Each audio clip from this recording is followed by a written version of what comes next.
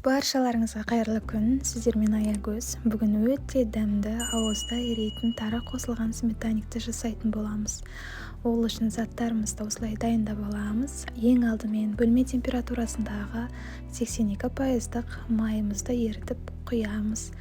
Бір жұмыртқа керек болады бізге.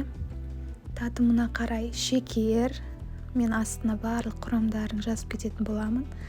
Ванилин және де разрыхлитель, екеуі қосылған түрі де бар, мен жеке-жеке алдым, дәмі керемет шығу үшін.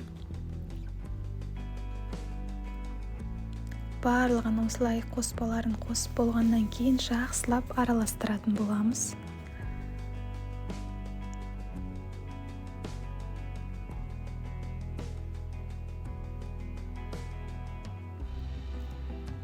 Ұнымызды саламыз.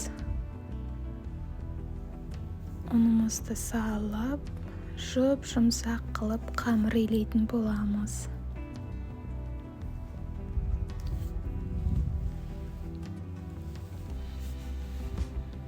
Қараңыздаршы, менің қамырым өте балғын болып шықты.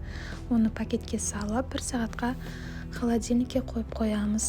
Оған дейін ортада осылай тарымызды ыстық сүтпен жібітіп қоямыз. Тарымыз жібіп тұру үшін. Енді салмасын жасаймыз. Салмасына мен қаймақ, 20% қаймақты алдым. 2 жұмыртқаны қосып алдым. Шекер, кішкене сүт қосып жібердім.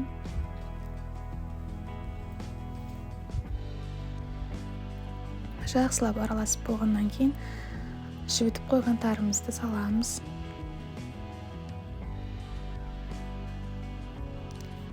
Осындай масса шығу керек бізде.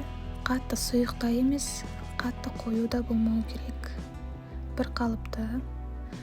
Енді біз қамырын алып ыдысымызға жайып шығамыз. Әдемелеп. Шет-шетіне де, бортиктеріне де жақсылап жайып, осылай шанышқының көмегімен орталарын тесіп шығамыз. Ауа кіріп тұру үшін, жақсылап көтеруі үшін салмасын салғанда. Біздің қамырымыз дайын болды. Енді ішіне дайындап алған салмамызды құямыз. Жақсылап құйып, қызып тұрған пеште 20-30 минут аралығында жақсылап пісіріп аламыз. Міне бізде осындай әп-әдемі пирогымыз дайын.